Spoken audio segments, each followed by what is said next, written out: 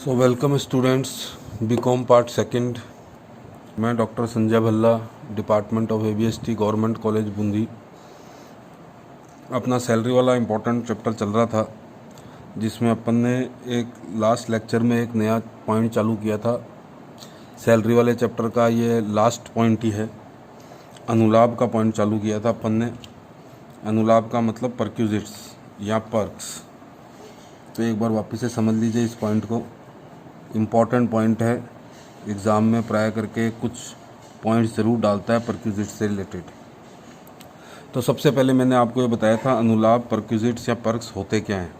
तो मैंने आपको ये बताया था, आयकर हेतु केवल सुविधाएं एवं लाभ ही अनुलाभ माने जाते हैं।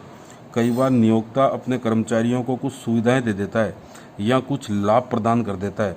उन सुविधाओं और लाभों को ही अनुलाभ कहा जाता है, जो वस्तु के रूप में भी हो सकते हैं या सुविधा के रूप में भी हो सकते हैं, लेकिन जिनको मुद्रा में मापा जा सकता है, क्योंकि मुद्रा में मापेंगे और अपन उसके ऊपर टैक्स लगाएंगे। तो मैंने आपको ये बताया था कि जब भी अनुलाभ का पॉइंट आएगा तो अपन ने अनुलाभों को 3 कैटेगरी के अंदर विभाजित किया था। एक तो वो अनुलाभ जो सभी कर्मचारियों के लिए कर योग्य हैं। कर योग्य का मतलब टैक्सेबल हैं, यानी चाहे सरकारी कर्मचारी हो चाहे गैर सरकारी कर्मचारी हो, सभी के लिए वो अनुलाभ कैसा होगा, टैक्सेबल होगा। दूसरे प्रकार के वो अनुलाभ थे जो केवल विशिष्ट कर्मचारियों के लिए कर योग्य अनुलाभ हैं। तो विशिष्ट कर्मचारी क्या होते हैं अनुलाभों के लिए, वो अपन जब इसकी चर्चा करेंगे इस सेकंड पॉइंट की, तब अपन डिस्कस करेंगे कि विशिष्ट कर्मचारी कौन से हैं। और थर्ड कैटेगरी में अपन ने रखे थे सभी कर्मचारियों के लिए करमुक्त अनुलाभ। करमुक्त का मतलब टैक्स फ्री, यानी ये अनुलाभ वो हैं जो सभी कर्मचारियों के लिए टैक्स फ्री हैं, जिस पर टैक्स नहीं लगाएंगे। तो ये अनुलाभ तो सभी कर्मचारियों के टैक्सेबल हैं, ये अनुलाभ सभी कर्मचारियों के लिए टैक्स फ्री हैं। और बीच में कौन से अनुलाभ हैं जो केवल विशिष्ट कर्मचारियों के लिए कर योग्य हैं। तो इसमें अपन सबसे पहले ये वाले अनुलाभ चालू करते हैं, अपन सभी कर्मचारियों के लिए कर योग्य अनुलाभ। और इसमें 12 अनुलाभ हैं जो सभी कर्मचारियों के लिए कर योग्य होते हैं।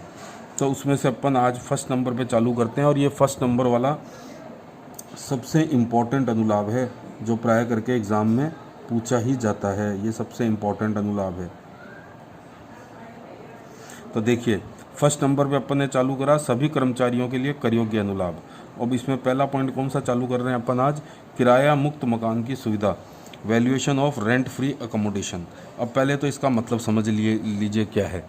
इसका मतलब ये है, इसके नाम से स्पष्ट है, नियोक्ता ने अपने कर्मचारी को एक मकान की सुविधा दे दी, और वो मकान भी कैसा दिया उसको, किराया मुक्त, यानी कि जिसका कोई किराया नियोक्ता उससे नहीं लेता है।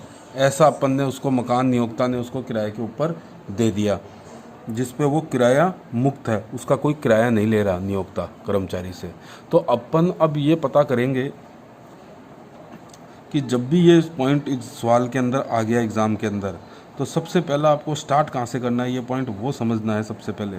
तो सबसे पहले जैसे ही किराया मुक्त मकान की सुविधा की प्रश्न के अंदर वर्णन दे दिया गया, प्रश्न में लिखा हुआ आएगा कि नियोक्ता ने अपने कर्मचारी को किराया मुक्त रेंट फ्री अकोमोडेशन, रहने की सुविधा, मकान की सुविधा प्रदान की है। तो अपन सबसे पहले ये देखेंगे कि जिस कर्मचारी को वो सुविधा प्रदान की है, वो कर्मचारी सरकारी कर्मचारी है या अन्य कर्मचारी है। अगर सरकारी कर्मचारी है तो क्या करेंगे, अन्य कर्मचारी है तो क्या करेंगे। तो देखिए, गवर्नमेंट के जो कर्मचारी होते हैं, सरकारी जो कर्मचारी होते हैं, चाहे वो केंद्र सरकार के हों चाहे राज्य सरकार के हों, तो उसके लिए गवर्नमेंट कई बार क्वार्टर्स बनाती है, जिनको अपन कहते हैं सरकारी आवास, गवर्नमेंट क्वार्टर्स। तो यदि सरकारी कर्मचारी को रहने के लिए गवर्नमेंट क्वार्टर मिला हुआ है, सरकारी आवास मिला हुआ है, और उसका किराया गवर्नमेंट उससे नहीं लेती है, तो अपन उसके लिए क्या नियम बनाएंगे किराया मुक्त मकान की सुविधा के लिए। तो देखिए, सरकारी कर्मचारी यदि वो है, तो सबसे पहले आप ये देखोगे, वो जो उसको मकान की सुविधा दी है, वो मकान असुसज्जित है। असुसज्जित का मतलब अनफर्निश्ड, अनफर्निश्ड यानी जिसमें कोई फर्नीचर वगैरह सम्मिलित नहीं है, केवल मकान की सुविधा है। या वो मकान सुसज्जित मकान है। सुसज्जित मकान का मतलब जिसमें फर्नीचर इत्यादि भी लगा हो, जैसे बेड भी लगे हुए हों, फर्नीचर भी लगा हुआ हो, टेबल्स चेयर्स भी पड़ी हुई हों, फ्रिज भी पड़ा हुआ है, टीवी भी लगा हुआ है, तो वो मकान कैसा मानेंगे? सुसज्जित मकान, फर्निश्ड हाउस। और असुसज्जित मकान जिसके अंदर कोई फर्नीचर, कोई अन्य कोई सुविधा, जैसे डबल बेड हो गया, सोफ़ा हो गया, फर्नीचर हो गया, टीवी हो गया, फ्रिज हो गया, ऐसी कोई सुविधा उपलब्ध नहीं है, उसको अपन कहते हैं अनफर्निश्ड हाउस। असुसज्जित मकान और सुसज्जित मकान। तो सुसज्जित मकान का नियम तो बहुत इजी है, आगे भी कई बार इसमें भी आएगा। तो अपने को समझना है असुसज्जित मकान का नियम पहले क्या होगा। यदि सरकारी कर्मचारी है और गवर्नमेंट ने अपने कर्मचारी को रहने के लिए क्या दिया हुआ है? किराया मुक्त मकान की सुविधा दी हुई है रहने के लिए। तो अपन सबसे पहले देखेंगे यदि असुसज्जित मकान है तो उसके लिए सरकारी नियमों में वर्णित राशि होती है। गवर्नमेंट के नियमों के अंतर्गत ही वर्णन किया गया होता है कि ये जो मकान दिया जा रहा है इसका किराया कितने रुपए का होगा या इसका मूल्य कितने रुपए का होगा। तो वो मूल्य ही अपन टैक्सेबल मान लेंगे, माइनस वसूल की गई राशि। यदि कर्मचारी से कोई राशि नियोक्ता ने वसूल कर ली है तो वो वसूल की गई राशि अपन उसमें से माइनस कर देंगे।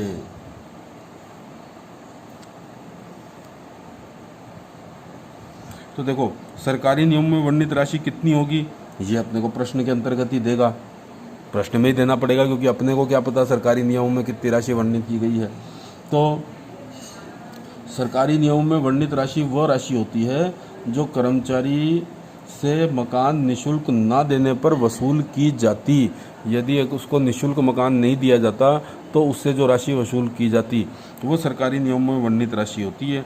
तो वो अपने को प्रश्न के अंतर्गत दी गई होगी। अब आपको तो ये ध्यान रखना है कि यदि कर्मचारी से किराया मुक्त मकान की सुविधा के बदले में कुछ राशि वसूल की गई है तो वो वसूल की गई राशि उसमें से माइनस कर देंगे और जो शेष राशि बचेगी वही असुसज्जित मकान की सुविधा का मूल्य मान लेंगे और उसके ऊपर अपन टैक्स लगा देंगे।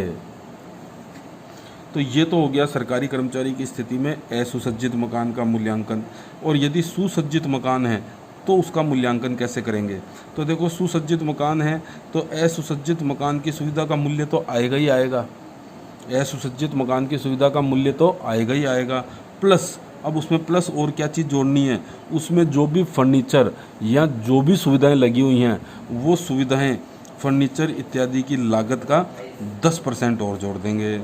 मान लो उस असुसज्जित मकान के अंदर 2 लाख रुपए का फर्नीचर लगा हुआ था तो 2 लाख रुपए का 10% 20,000 रुपये उसमें और जोड़ देंगे। किस में जोड़ दोगे 20,000 रुपये?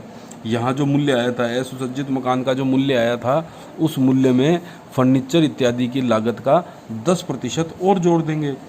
और यदि मान लो फर्नीचर इत्यादि उसने किराए पे लेकर लगाया है तो उसकी लागत तो होगी नहीं क्योंकि किराए पे लिया हुआ है।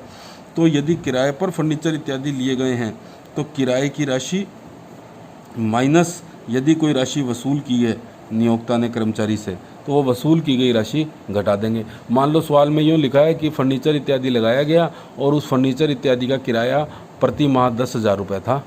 फर्नीचर का किराया कितना था? 10,000 रुपये प्रति माह। और उसको मान लो 12 महीने के लिए सुविधा दी तो 10,000 रुपये तो 1 महीने के थे फर्नीचर इत्यादि के किराया, तो 12 महीने का कितना हो गया? 1,20,000 रुपये। और 1,20,000 रुपये अपन उस सुविधा का मूल्य मान लेंगे, फर्नीचर इत्यादि का मूल्य मान लेंगे। परंतु यदि 1,20,000 में से सवाल में लिखा है कि 20,000 रुपये नियोक्ता ने कर्मचारी से वसूल कर लिए थे तो 1,20,000 में से 20,000 रुपये माइनस कर देंगे क्योंकि वो नियोक्ता ने कर्मचारी से वसूल कर लिए थे। तो 1,00,000 में से 20,000 रुपये माइनस करेंगे तो सुविधा का मूल्य कितना मान लेंगे? 1,00,000। तो देखिए जब भी सुसज्जित मकान का मूल्यांकन करना है तो पहले असुसज्जित का तो करना ही पड़ेगा क्योंकि असुसज्जित मकान की सुविधा का मूल्य प्लस उसमें जोड़ना है। यदि फर्नीचर की लागत इत्यादि दे रखी है तो लागत का 10% जोड़ देंगे और लागत नहीं दे रखी, किराए पे लिया हुआ है तो किराए की राशि माइनस नियोक्ता ने यदि कोई कर्मचारी से राशि वसूल की है तो वसूल की गई राशि उसमें से माइनस कर देंगे। तो देखिए वापिस से समझिए, किराया मुक्त मकान की सुविधा का जैसे ही मूल्यांकन का पॉइंट सवाल में आया तो सबसे पहला काम आपको क्या करना है, आपको ये पता करना है कि वो सरकारी कर्मचारी है या अन्य कर्मचारी है। यदि सरकारी कर्मचारी है तो असुसज्जित मकान है या सुसज्जित मकान है, तो पहले तो असुसज्जित का तो निकालना पड़ेगा हर हालत में। तो असुसज्जित का मकान का कैसे निकालोगे? सरकारी नियम में वर्णित राशि, सरकारी नियम में वर्णित राशि प्रश्न में दे रखी होगी माइनस वसूल की गई राशि। और सुसज्जित मकान है तो फर्नीचर की लागत दे रखी है तो लागत का 10% जोड़ देंगे। फर्नीचर यदि किराए पे लिया है तो किराए की राशि माइनस वसूल की गई राशि जोड़ देंगे, तो सुसज्जित मकान का मूल्यांकन का मूल्य आ जाएगा। अब बात आती है अन्य कर्मचारी की स्थिति में क्या होगा। ये तो सरकारी कर्मचारी की स्थिति में तो बहुत आसान है, क्योंकि सरकारी नियम में वर्णित राशि प्रश्न में दे रखी होगी। अब अन्य कर्मचारी की स्थिति यदि आ गई, यानी सवाल में ये लिखा गया है कि कोई एक ऐसा कर्मचारी था जो सरकारी नहीं था और उसको उसके नियोक्ता ने किराया मुक्त रहने के मकान की सुविधा दे रखी है। अब वो कर्मचारी सरकारी तो है नहीं, तो ऐसी स्थिति में अब अपन क्या करेंगे, उसके लिए आपको ये पूरा मैंने एक यहाँ पर चार्ट आपको समझाया है। ये चार्ट आप अगर याद रखोगे तो इस सुविधा के मूल्यांकन में कभी भी आप कोई गलती नहीं कर पाओगे, क्योंकि ये सुविधा का मूल्यांकन प्राय करके एग्ज़ाम में पूछा जाता है। तो देखिए, एक तो किराया मुक्त मकान की सुविधा का मूल्यांकन करना है तो पहले सरकारी कर्मचारी या अन्य कर्मचारी। सरकारी कर्मचारी की स्थिति में असुसज्जित या सुसज्जित, ये मैंने आपको बता ही दिया था। अब अन्य कर्मचारी की स्थिति में आपको ये सारे पॉइंट ध्यान में रखने हैं। इसकी चर्चा अपन नेक्स्ट लेक्चर के अंदर करेंगे। Thank you very much.